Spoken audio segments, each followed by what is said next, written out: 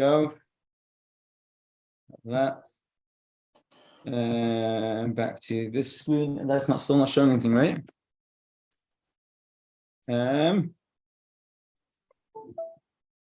There we go.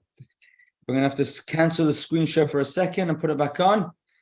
Let's go back to here, escape that.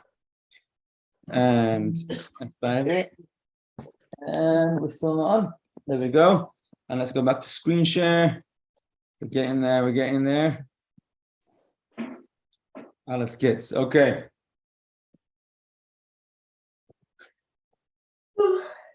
Finally in. Thank you very much for your patience, for waiting for us. I think we're up and running. We are going to start off with our 3-step program, which is we're going to look for a summary of what's going on in the calendar this week.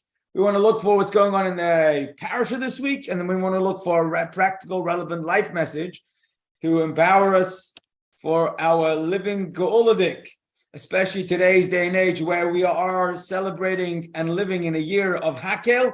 It's all the more important to make sure that every step of our day, every day of the week, fire switched on, we're motivated and we're fully charging forward to be able to fulfill our message and our mission in our life. So, we are starting off with what's going on in the calendar this week. Tu B'Shvat, not yet this week, but it'll be coming up next week. We are going to start off with what's coming up tomorrow night. Yud Shvat. Yud Shvat, the 10th of Shvat, is a big deal. It's a massive deal. It's the day which we commemorate, we celebrate. The day that the Rebbe took over the leadership and then became a Rebbe after his father-in-law's Histalkus, the previous Rebbe's Histalkus. And we are very importantly but grateful to everything the Rebbe gave us throughout his years of leadership, which continue to this very day. And of course, the mission in which he charged us to be able to live up to our life mission. The Rebbe felt very strongly, as Rabbi Sachs would often say, not so much that we needed to have more people following the Rebbe, but that each person has their own life mission to live up to. And when we can, and when we do, that's what we were born to do. So every time we learn something, it's not only about how we can toe the line, it's about how we can better exercise our own personal neshama, how we can be the best me possible. And in this sense, the Maimon of Basi Lagani goes to great lengths talking about the importance and value of regular people. How in the Maimon describes that even the greatest generals and leaders, their role is only to facilitate the rank and file, the regular people who are going to make the real difference. And that's us. And the Rebbe literally believed in people to the extent where it was almost sometimes irrational. And that's exactly what the Eibusha does. He believes in us even when it doesn't make sense to him. And that's because Hashem has so much faith and pours so much energy into us. So in Yud Shvat, it's a time where we want to remind ourselves that a Moshe Rabbeinu, a leader of the generation's job, isn't just to tell people what to do, but much more importantly, to help people realize how powerful they are, how powerful we are, how much we can do if we set ourselves to it. And that's also why in the Maimah, the last Maimah that Rebbe gave us in his day and age, which was the Maimah of Va'at Tetzaveh, it talks very much about the role of the Rebbe being a Raya Nehemna, a shepherd of faith, allowing us to connect with our inner self, to discover just how much faith we actually have, we own. It's part of who we are. There's distractions. We don't always notice it. But when we come to Yud Shvat, a day in which we celebrate how much the Rebbe is giving to us, this is one of the most core things that we must come away with, that Hashem has faith in us more than we ever imagined. Number one. Also, in addition to that, this year being Hakel, when it comes to Yud Shvat, one of the first and foremost things that come to mind is that Hakel was the time when all the people, men, women, children, infants, were gathered to hear inspiration from the king. And that inspiration from the king wasn't just in the form of the Torah depth that he read from the Torah scroll. More importantly, it was the experience. So it wasn't just deep understandings and great ideas that the king would share with the people. The king shared with the people Torah inspiration, the experience of being receiving end from a king of Yisrael meant that the same idea where the king would empower people to recognize their strength. It happens to be that this week we also have a special name for the Shabbos. Besides for it being Shabbos Parshas Bshalach, it's also known as Shabbos Shira. The Shabbos is song. Why is it the Shabbos is song? Because the Yiddish people sang songs of praise to Hashem in this week's Parsha. So, Shabbos Shira. And then, of course, it's not only the Yiddish people sang songs of praise, it's brought down in Chazal very strongly that although the men sang a more textual Shira, there was more words in the Shira Hayam from the men, the women's Shira, which included the song of the women, which included musical instruments, carried much more weight. Why so? Because in order to have musical instruments to hand at that time, they clearly would have had to prepare themselves with musical instruments before they came out of Egypt. Why were the women carrying musical instruments as they left their slavery of Mitzrayim? And the answer is faith. They had so much faith that not only was Hashem going to take them out of slavery and they'll survive, but there'll be opportunities to sing praises to Hashem, and they came prepared for that vote of faith.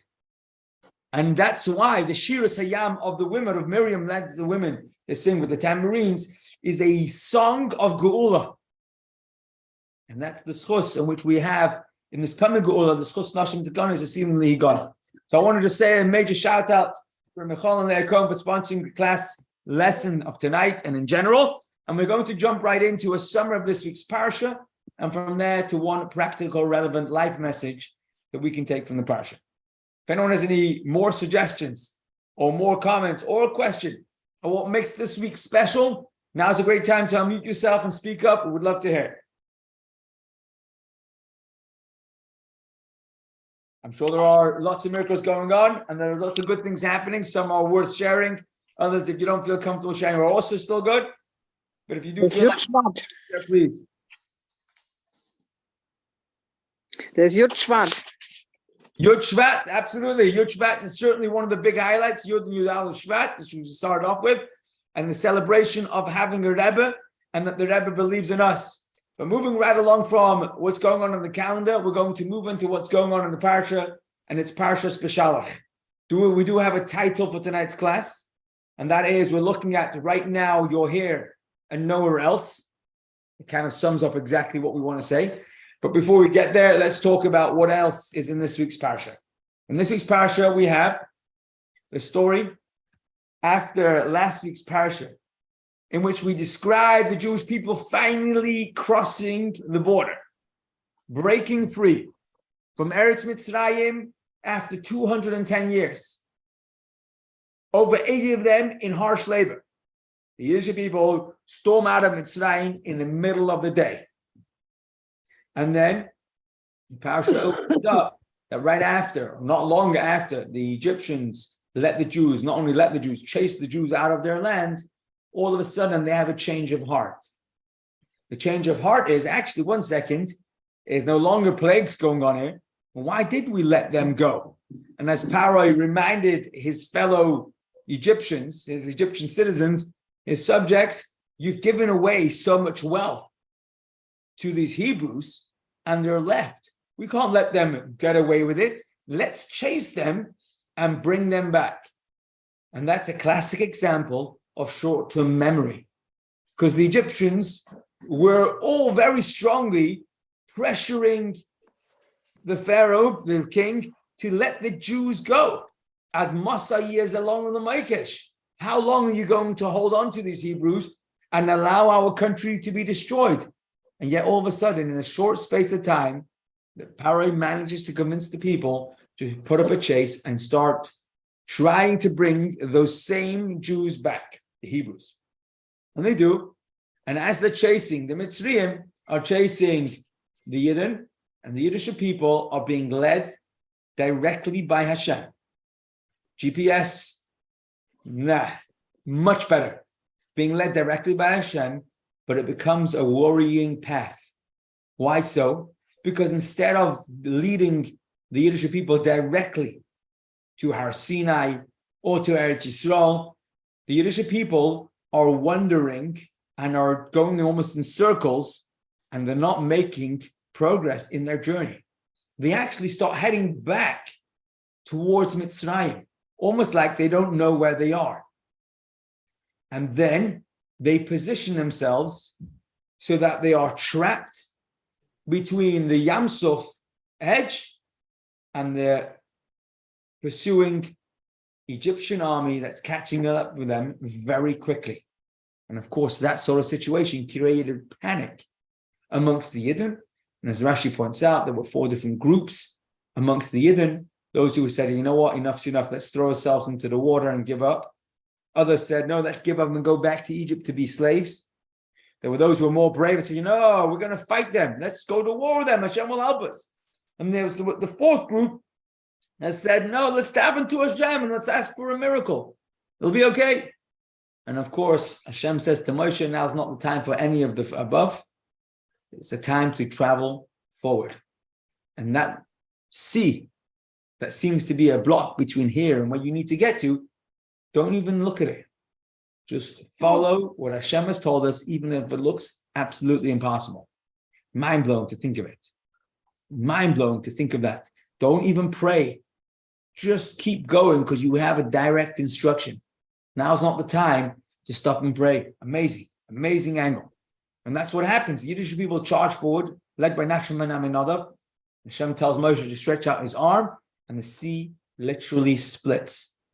And the sea splits, and the wind blows at the sea all night, holding the walls of the water up.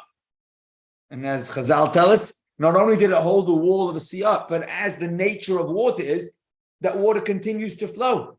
And as the night progressed, the wall of water grew taller and taller because more and more water was accumulating. And this miracle of being able to walk through dry land that wasn't even marshy, it wasn't even soggy. The people were able to cross through. As Chazal tells us, they didn't cross from one side to the other. They actually made a semicircle and came out the same side, which is all part of the setup that Hashem enacted so that the Yiddish people should be able to cross through miraculously, draw in the Egyptian army in pursuit, and then whilst the Egyptians were in and the Jews are out, Hashem brought the waters right back down on the Mitzrayim, drowning them all. As we know the story goes, miracles upon miracles, and the Yiddish people were able themselves to see the people they so feared. The people who were their own taskmasters were no longer around, and they had to actually physically go through that emotion to allow themselves to start to believe that they could actually be free. The slavery had ended. They were no longer slaving for the Egyptians, but in their mind, to break out of that cycle, the slavery mentality, this was a very important step in that important journey. And as the Yiddish people came out on the side, we famously sang the Shir of Oz Yashir, and then Miriam leads the women in their song, as we said earlier, and that's all in this week's Sedra. Then, unfortunately, we have a few opportunities to complain, which we were quite good at. We're not proud of it, but it's recorded in the Torah. For a number of different reasons, we were thirsty, we were hungry, we got water. There was first bitter water, Moshe Rabbeinu makes the bitter water sweet. The instruction of Hashem taking a bitter branch of a tree and throwing it into the bitter waters, it turns it miraculously into sweet. And then when we travel on and we run out of our matzah that we took with us, and Hashem sends man from Shemayim, which is its own fantastic miracle. But not before we have a miracle well that is traveling miracle. Wherever it goes, it draws water, and enough water to supply for the entire community of millions of people, arguably. And wherever it goes, it comes with us. Then the man comes down from heaven, and the Yiddish people still complain. What about meat? And there's quails that come. And the Yiddish people are instructed by Hashem in this week's Parshah to make sure to gather only the amount that they need and they deserve per day, and which is 1 omer per person, per head, and everyone should have enough food. and also to make sure that you eat your entire portion every day and don't leave over for tomorrow. Again, an exercise of faith, training us to believe, to have the faith that there will be more food tomorrow. You got to imagine there's no Havers, Halperns, whatever kosher shop you go to down the road. There's no Tesco. There's no Sainsbury's. There's no Asda. If you run out of food, there's no other food. And you've got to clear out your cupboard and make sure there's no mon left when you go to sleep. What's going to be tomorrow? Oh, I'll go to the shop and get some more. No, there's no shop. We've got to have faith that Hashem will bring more bread tomorrow. Now, you've got to imagine after 20, 30 years of this consistently happening, it became much easier to have faith. But before they had that sort of record to look back at, to just have the faith that Hashem will provide. Hashem will provide. We only do our bit. That sort of faith was an enormous challenge. It's an enormous challenge for all of us today. That sort of faith was with training grounds in which Hashem started shaping us to be ready to receive the Torah. Unfortunately, there were some people who didn't manage to follow orders correctly. And that was the other order of the man, where Hashem tells us that on Friday, collect double, because on Shabbos, there will be no man. But you had Dosan and Aviram, who decided to try and set up Moshe and make him look like he wasn't legit, and therefore they took some of their money and sprinkled it out on Shabbos, and were starting to go out to collect food on Shabbos, which was obviously forbidden, but certainly against the directions of Hashem. And Hashem used the helpers called the birds, who came up and ate up all the man that were left outside in trying to make Moshe look like he wasn't telling the truth. And by the time they came out Shabbos morning to go and collect the man that they'd laid out, there was nothing to be collected. The birds had eaten it all. And therefore, there's a minhag, there's a custom this Shabbos to put out food for the birds before Shabbos. So you don't feed birds on Shabbos that don't belong to you, but they'll put out food before Shabbos so that the birds can have what to eat in recognition of their help to sanctify Hashem's name, and Moshe shouldn't look at being called out. The others have the minhag. Hashem talks about we have the minhag to talk at least talk about the minhag. The end of the parasha ends off with Amalek and the story of in Rephidim, where Amalek traveled a great long journey from where they were based near Eretz Yisrael, all the way miles and miles away, in order to pick a fight with the Yid. And of course, there was no reason for them to pick a fight. They weren't in the line of threat. They weren't nearby. And when they felt like they weren't sure, they traveled just in order to try and make us feel unconfident. How common is this Amalek Yetzer Hara, where there's no reason for us to feel worried and anxious, and somehow the Yetzer Hara manages to make us feel, what if? Maybe not. And that's exactly what Amalek tried to do to the Yid. We were riding high. We just left Mitzrayim. Everything's working out. There's miracles left, right, and center. And all of a sudden, Amalek comes and tries to start a fight. Now, Amalek was sure they weren't going to win. There was no way they could. But still, the invincibility, this feeling of it's going to be okay, let's just try and shake up the Yid. And that's what Amalek set out to do. They were beaten. They lost so badly, and they didn't care. They were happy to be able just to try and create what we call in Hebrew, safek, doubt. And as we Chazal tell us, safek actually has the same gematria as Amalek. And Hashem tells us in the story of the sixth parasha that Moshe sends Yeshua out to fight off Amalek. And Yeshua gathers an army. Moshe davens for him. He holds his hands up, and he manages to defeat Amalek. That's how the parasha ends. But as you can imagine, like you always, recently we've had quite a few of these loaded parashas that have many different exciting stories in them. And each story is a story unto itself. Think about, imagine 2 million people desperate for water. And the water is only bitter waters until it becomes sweet again. Imagine Moshe Rabbeinu going out and being told by Hashem to hit a rock And all of a sudden, the rock's going to give forth water enough to water all the people, and that rock will travel with them and continuously bring water wherever they go. Imagine man falling from heaven, raining food ready to eat. It's like mind-blowing, these stories. All of these stories are enormous stories which carry a lot of medrash to them, but also a lot of message to them. We're going to pick one particular area that we're going to look and focus and zoom into. It's a sikha in the project. We've got a sikhas from this week, and we're going to be learning the message. The title we said earlier was, right now, you're here and nowhere else. Of course, the message of right now being here and nowhere else, investing everything into the task at hand, and then moving on to the next one. That's where we want to get to. Of course, anybody who has more than one hat, anyone who wears more than one responsibility will appreciate that sometimes we have conflicting interests. If one of the exercises they suggest you do is put down on a piece of paper, or at least imagine, what are your top 5 responsibilities on an average day or week?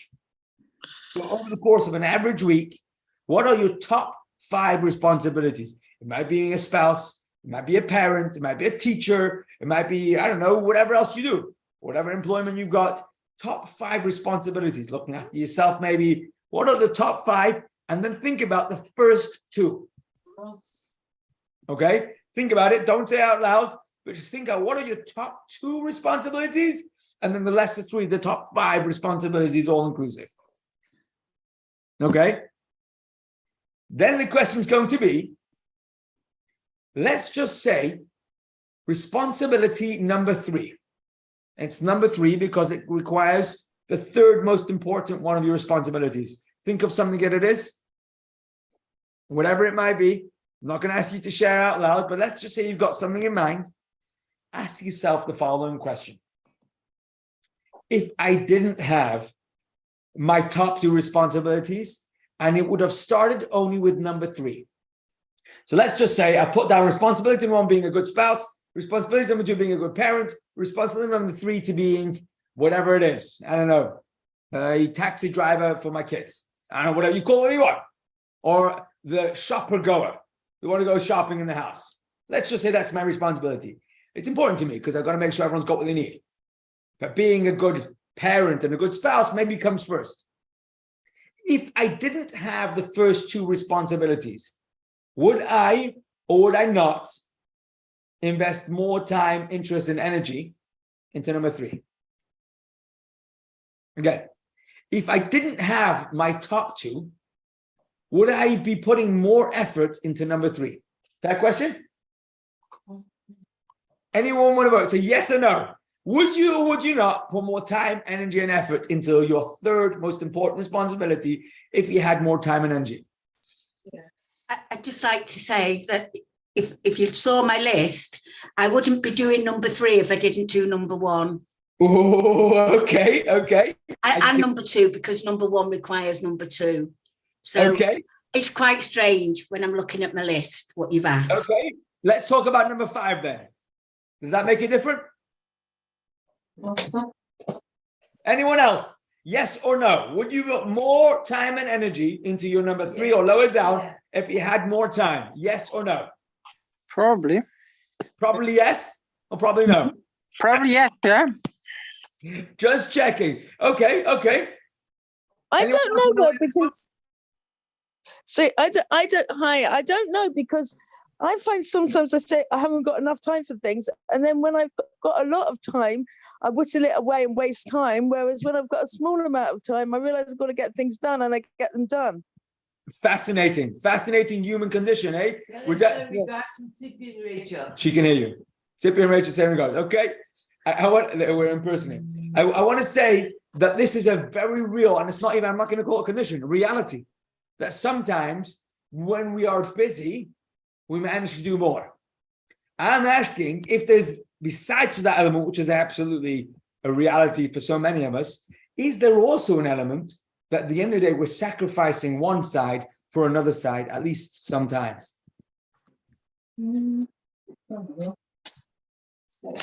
Anyone else say absolutely not?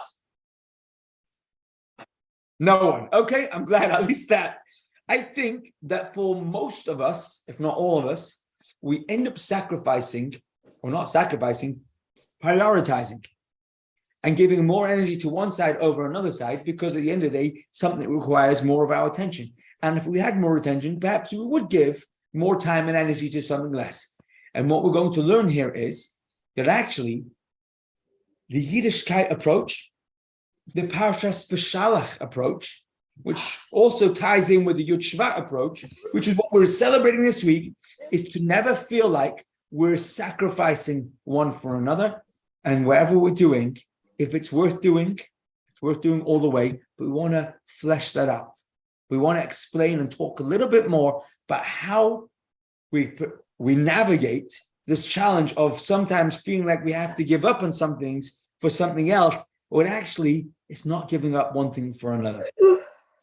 So let's jump in, and hopefully we'll bring this conversation back to where we started with the practical, after maybe 15 or 20 minutes of a Parshah question answer, analyzing a little of Torah thoughts, and then see how it feeds back into what we might call day-to-day life, regular, help us in our personal job or mission or vision or whatever else we're invested in.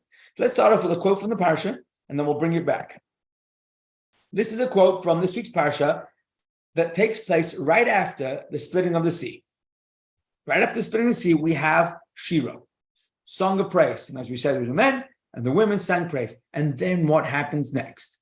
So what happens next is that the Jewish people actually see so many Egyptian soldiers floating around, and they hadn't sunk to the bottom. Hashem made sure that they floated up closer and closer to the shore, almost being washed ashore, but not out of the water.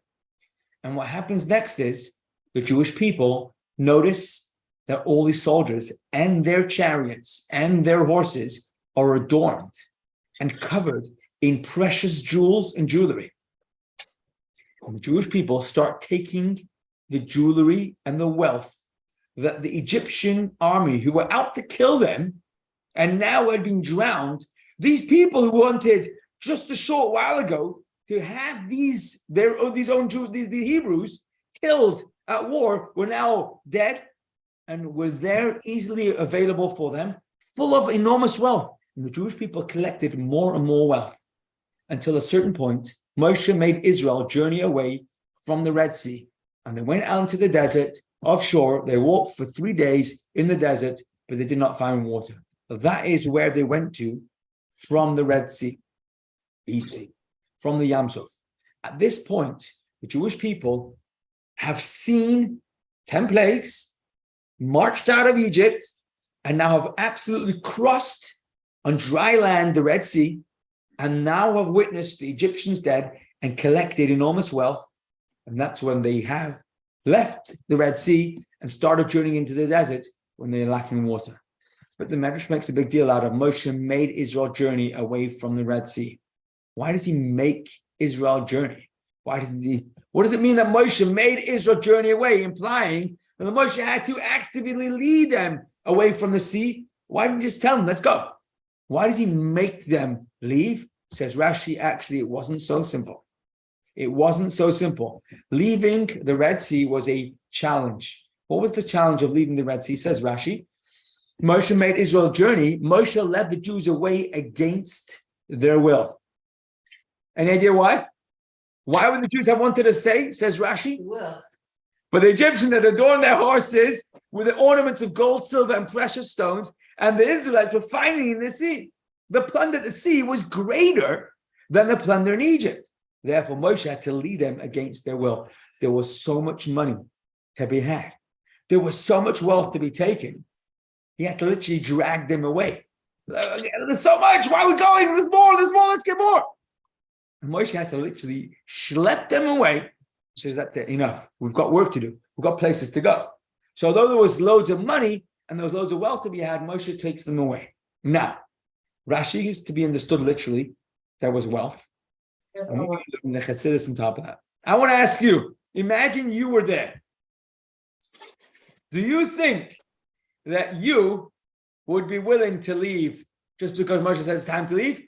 Or do we think that we would also have to have stronger encouragement than just being told, okay, it's time to go. There was a lot of wealth. What do you think? How do you feel about it? Just add to the context, though, counterbalance this question. When the Jews left Egypt, were they poor or were they wealthy? I think I'd be a bit dubious. Sorry?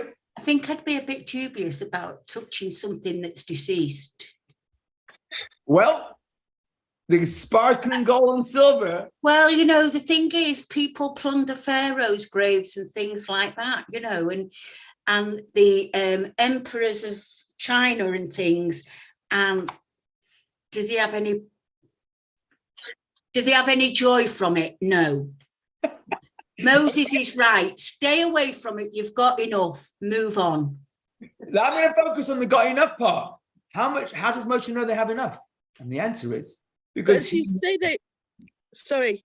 Go ahead. I was going to say, as you say, they already had a lot from what they'd taken or borrowed or whatever borrowed, so to speak, from their neighbors in Mitzrayim. There you go. You got it in the text on the screen right now.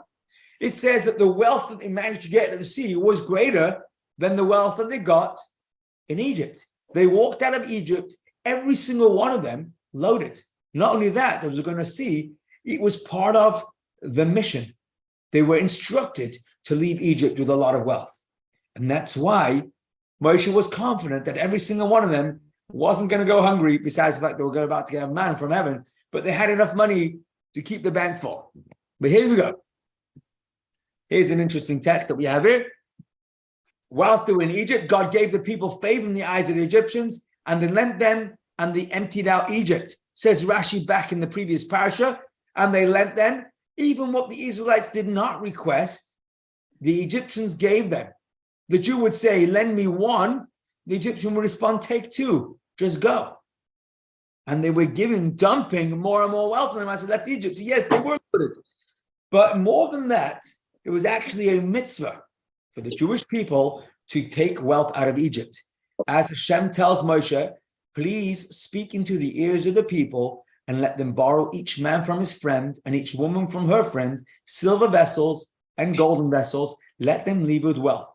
So the people had enormous wealth, yet for some reason, they had to be dragged away from the wealth at the sea. Say the commentaries, it wasn't just greed.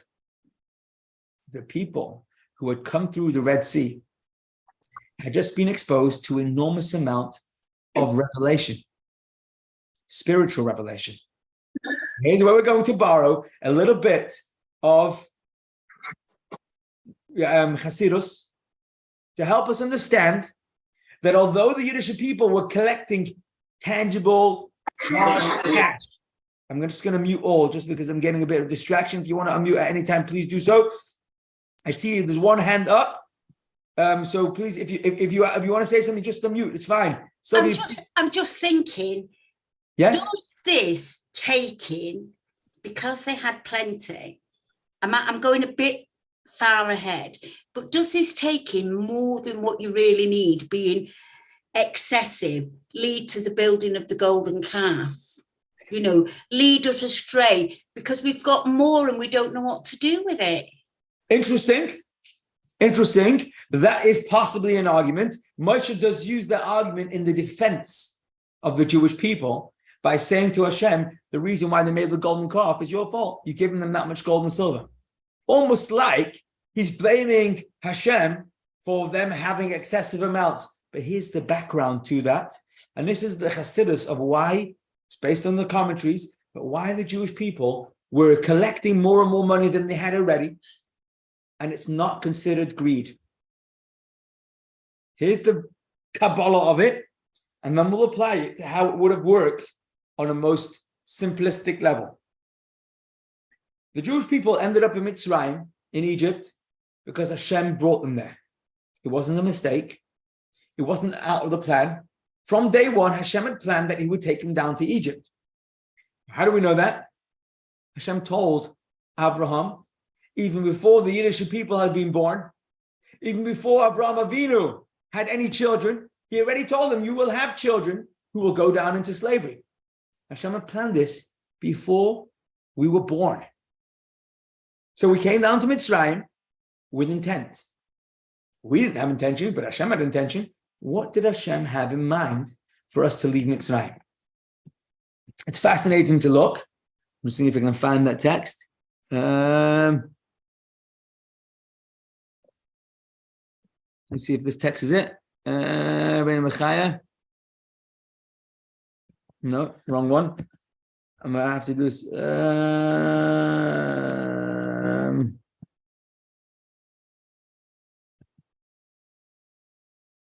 There we go. We'll use this slide because it sums up what the text is supposed to say. The Jewish people came down to Mitzrayim with the express mission of elevating sparks, which means elevating sparks is a mystical or a Kabbalistic term. It's much, much alluded to in Kabbalah, but Chassidus talks about it as well. Shviras HaKelim, Birur Netzutzos, these are words and terminology that are very, very abound in Chassidus teaching, and that's because it helps us appreciate why were we created. What is the reason that Hashem made me? If the answer to that question is in order to have fun, then the only thing I have to do is make sure that I'm happy, which is what a lot of people actually believe. Some people actually tell the children, the most important thing to me is that you should be happy. And the kid grows up thinking that whatever makes me happy is good, whatever doesn't make me happy is bad. So if the law of the land makes me happy, then I should keep it. If the law of the land doesn't make me happy, then I shouldn't keep it. If going to work makes me happy, I should go to work. If going to work doesn't make me happy, I should. My parents told me from day one. My teachers told me the most important thing to me is that I should be happy. Could you imagine what a unfortunate upbringing that could lead to? What is the reason why Hashem made me? And here's the idea that Hasidus teaches us, Birur Netzutzos, and that is that Hashem created a world that looks like one thing, but really it's a cover. It's almost like a undercover mission where we can't really see what we're doing, but we can study and learn about the effect of our choices. So if we don't look and we don't analyze, and we're not willing to be consciously thinking about it, then we could easily navigate through the world, through our life, through the universe, thinking that there's nothing more to life than enjoying ourselves, than being comfortable, than not being uncomfortable, than not doing things that we wish we didn't want to do. And the better we get at that, the more successful we think we are. But as soon as we can stop and think about that, actually, there's a purpose in this world, we can find purpose in everything, in anything. And that's exactly what we were born to do. To discover, to uncover, to bring out the purpose in every area of this world. Now, today, we have a much easier time than they had back in the day in Egypt. Why? Because we have who to look back at. We have enormous amount of direction. The Yiddish people went down to Mitzrayim and labored, slaved to do the right thing. Not that working for Paro was the right thing, but being able to extrapolate from Egypt goodness so that they could then use when they left Mitzrayim is what the Kabbalah calls redeeming godly sparks. Godly sparks means purposeful things. Purpose means the intent that Hashem had when he created everything. And when we went down to Mitzrayim, it was by intention. Hashem brought us to the place where he had invested most purpose. However, we left Mitzrayim. And as we left Mitzrayim, we were commanded to take with us wealth. Now, wealth could mean just money in your bank or money in your pocket, money in your purse. Says the Kabbalah, that's the external level, shallow surface level for what was really going on. They had to take wealth, gold, silver, jewels, and everything. What they were doing was they were taking Egyptian precious, whatever, stuff, material, and we're going to use it towards service of Hashem, and that is the purpose for what they went down to Egypt for in the first place. Think about Yosef. What did Joseph do? What did Yosef do when he made it down to Mitzrayim? He managed to amass enormous wealth for Egypt. Think about it. What did he do? How did he manage to bring wealth into Egypt? How did Joseph bring wealth into Egypt? Who knows the story? Yeah, By it selling the was- grain in the time of famine. There you go. And who came to buy grain? Everyone. His brothers and eventually his father. As well as all their countrymen. Everyone was coming to Egypt. And the amount of money that poured down into Mitzrayim in Joseph's term was enormous. And Egypt became a superpower because they were the most wealthy country in the region. And they became a success story. So much so that the Egyptians became the philosophers. They were the forward thing. They had the time to sit and study. The light switch is on the outside. And this is one of the things that was part of the intention. It wasn't just the other switch. I'll get that in a second. Yeah, that's fine. It's fine. Thank you. Don't worry. This is what Yosef did as part of the Jewish descent, and this is also part of the same idea. There'll be enormous wealth in Mitzrayim, and that wealth will be just one of the good things that we are also doing. Instead, this is exactly why we went down to Mitzrayim. And when we went down to Mitzrayim, the intention was to come out with the ability to make a difference. And now we understand Hashem's instruction to the people: don't just leave unless you have the wealth. Make sure you take that with you. It's a fascinating read that we have here that we flew past before. A quote from the Gemara. The school of Rabbi Yana continued, Israel said to Moshe, if only we can get out ourselves. This is an analogous to someone in prison. And people say to him, we promise we will release you tomorrow and give you much money. He says to them, I beg you, release me today, and I ask for nothing. The Jewish people said to Moshe, we don't want to take gold and silver. Just get us out of here. Just take us out. Moshe says, no, we don't want to leave unless we also take the wealth with us. And that's because the wealth that we are going to take out of Mitzrayim isn't just stuff and material. This is the transition, the transformation of everything mundane, everything physical, and allowing that to become godly. I ask you, how much of our day are we involved in doing stuff that might not seem godly? It's just about earning a living, about preparing food, about having the right set of clothing, about having a comfortable home. Is that part of service of Hashem? This week's Parshah, we're learning that the Yiddish people were told by Hashem already last week, but everything that is part of our journey of what we might call our physical life is exactly this. Sparks of Hashem that need to be transformed. Don't leave it behind. Don't ignore it. Don't make it feel like this is not godly. Allow ourselves to discover the sparks. But what happens next is that the Jewish people see more sparks, more wealth at the foot of the sea. There's more Egyptian sparkling gold and silver. Shouldn't they be taking this as well and bringing this forward to be able to use that as well to service of Hashem? What we've now turned is we've all of a sudden changed. We've painted, we've recolored, we've reframed this idea of being greedy to actually turn it into almost a godly mission. A godly mission of saying, Hashem has instructed us to take with us the wealth of Mitzrayim. And that explains why, although they were very wealthy, they still stopped to try and take more wealth at the foot of the sea. Which also explains, I think Sylvia brought this up before, that's why the Jewish people had so much wealth, they didn't know what to do with it, and perhaps Moshe uses as an argument, that's why we ended up doing bad things with it, because there was so much wealth at hand. But why did we have so much wealth? At the instruction of Hashem was part of what we needed to do. Now, we've now set up ourselves for the question of this week's Parshah. Moshe Rabbeinu, why are you dragging us away?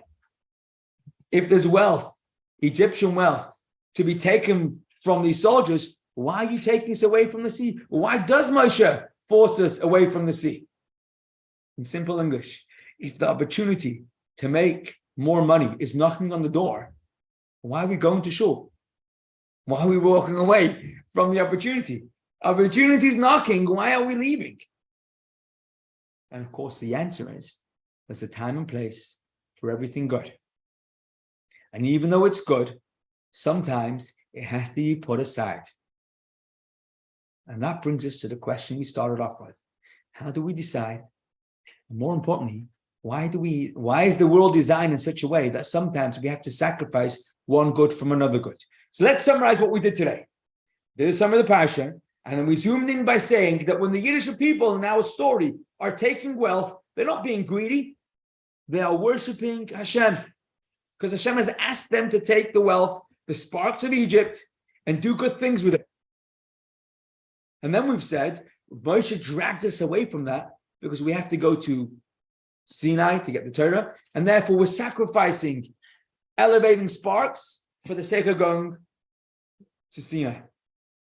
And now we've set ourselves up of zooming in and asking ourselves, why is it that we have to give up one good thing for another good thing? So much so that Moshe Rabbeinu has to drag us away from the sea. Says the Sikha, unbelievable, gorgeous. I'm going to say the same question in different words. You'll probably guess the answer if we phrase it in this way. Which one was the right feeling? These righteous Jews who are collecting diamonds for the sake of Hashem, and they saying, oh, we want to stay and do this more. It's a very important effort. Or Moshe's effort. No, Jews, stop doing this. Come, let's go. Which one's the righteous one? Moshe or the Jew? We would have said Moshe. Says the Sikha, no. They're both right. The feeling of the Jew of wanting to stay and do what he's doing is very important.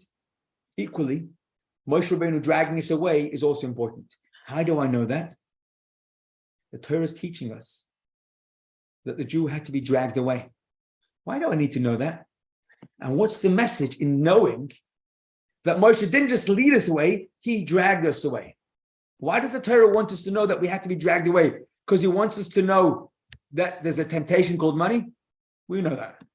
We don't need the Torah to teach us that it's exciting to get more jewelry.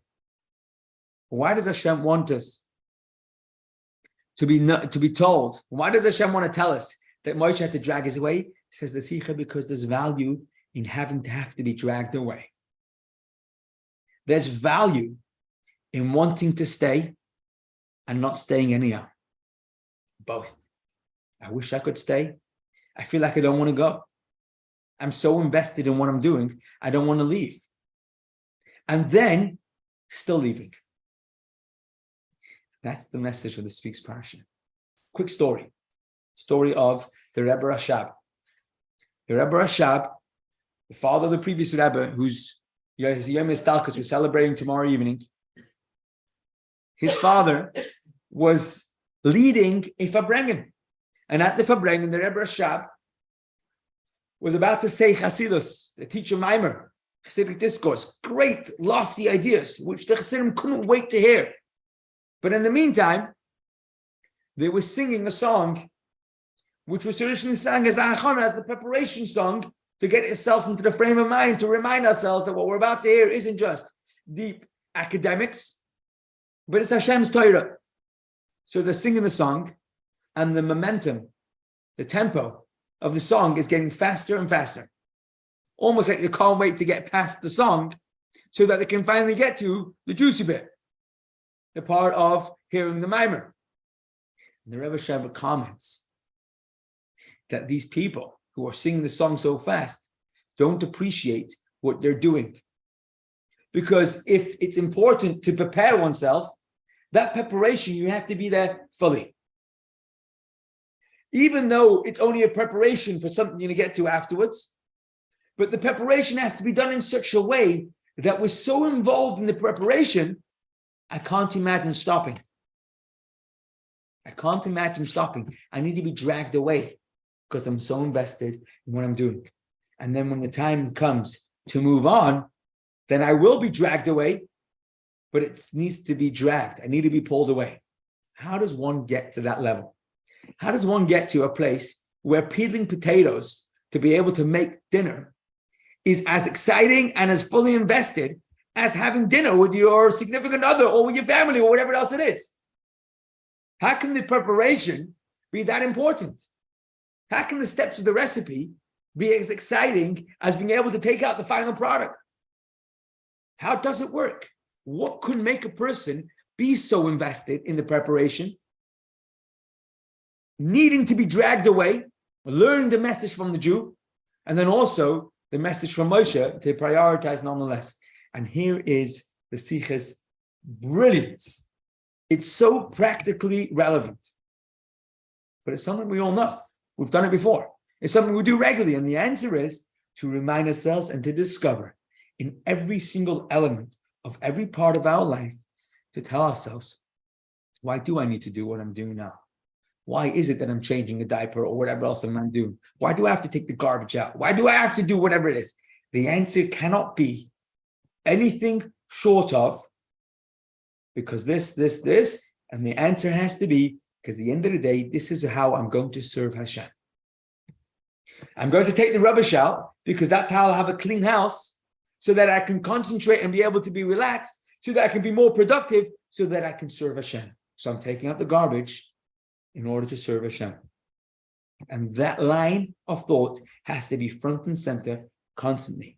And it's so easy to forget. It's so important to remember. It's so easy to get distracted and to get sunken into whatever I'm doing in the details, to lose sight of the larger picture. This week's Parshah, we learn the Yiddish people had to do what they were doing fully invested, so much invested that the only way to get them away was to drag them out of what they were doing. And at the same time, they needed to be dragged away to move on to the next step. They were fully invested in doing it the best possible way, because this is how I was going to serve Hashem. Beautiful, fascinating story of the Friedrich Rebbe in honor of Yud Shvat. And this is a story that the Rebbe himself told. The Rebbe told a story about his father-in-law who had to go to meet a very, very important meeting. It was in the year of Taf Reish Pei Zayin, in 1927, when it was like the heat was building enormously around the Friedrich Rebbe. It was a very short while before the KGB actually arrested the Friedrich Rebbe and then sentenced him to death, which he was saved from. But at that time, he was going to meet a very, very dangerous meeting between himself and somebody who was going to be a great supporter. He had to travel on the train alone. Traveling on the train alone was enormously dangerous on any time. Certainly if his name was Schneerson, and if he was the Friedrich Rebbe. The Friedrich Rebbe had to do that. It was the only way to make it work. And he was scheduled to go on a train to Moscow. And as he's sitting, a short while, half an hour before his train, he was going to have a wagon was going to pick him up, bring him to the train station, and he was going to get onto the train. He's sitting in his office and he's spending time before the train. And the Rebbe describes how he walked into his father's office and soaked in and had a look at what the Friedrich Rebbe is investing in. And it was the kind of learning that you need to be very, very engrossed in order to get it. It wasn't like couch read.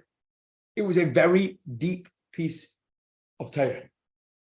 And the Rebbe couldn't believe what he was seeing.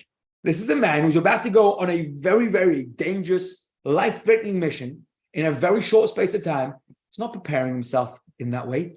He is so detached from what's happening in a few minutes. He's so engrossed in what he's doing, and he couldn't help but say, of a Zoy film, so much investment in such a short time, like, how can you be doing this? And the Friedrich Rebbe said, one cannot create more time in a day, but one can have hatzlacha, success in the time of the day that we have. So it's not more time on the clock, but it's more bang for your buck. There's more time in every minute that we have. Hatzlachen's man means that whatever we're doing, we don't forget how what we're about to do now is part of service of Hashem, and therefore requires my fullest investment. The joy, the nachas that we can get out of doing whatever we're doing is complete, not because we only enjoy what we're doing, but because we always connect whatever it is I'm doing to the one same point. This is part of service of Hashem. I want to just go back in the short 2 minutes we have left and ask ourselves. Remember, we started off by saying if you have 5 hats that you wear, the top 2 that you wear take the most of your time and effort, let's say, or the most investment. It's not sacrificing the 3rd level. Every single one of those 5 hats that I wear are the 5 top things that I'm doing in service of Hashem. And whichever one I'm invested in right now is equally the service of Hashem and therefore deserves my fullest attention. And it's not sacrificing anything else because everything else is in service of the same Eibishter. That sort of clarity, equanimity, that sort of Shabbos where everything is the same, that sort of serenity can only come when we invite Hashem into our life. That's a message from Parshas Bshalach. That's a message from Yud Shvat. And of course, that's a message of Hakel. We're all different. We all have our unique differences. And gathering together allows us to remind ourselves that everything about all of us is the service of Hashem. When we can do that and find Hashem in our personal efforts, whatever it is we're doing, like we said, even peanut potatoes, fill in the blank. That's how we forge forward in such enormous koiches, with such enormous success, because it's not about just this personal success that we're looking for. Instead, it's being able to find Hashem in everything that we do. So I want to just say a message, shout out once again to Michal and Leah Cohen for sponsoring the class. Questions, comments, and suggestions are welcome. A very special and meaningful Yud Shvat coming up tomorrow evening. And Be'ezus Hashem, same time, same place next week. Thank you for joining. Questions, comments, suggestions, now's a good time. Thank you, and mazel tov for your new nephew. Shukayach, thank you. Mazel tov. Thank you. Thank you very much. Thank you very much, and hopefully see you Wednesday. Looking forward. Thank you. Take care. Mazel tov. Any questions? All the best. Going once, going twice, and third.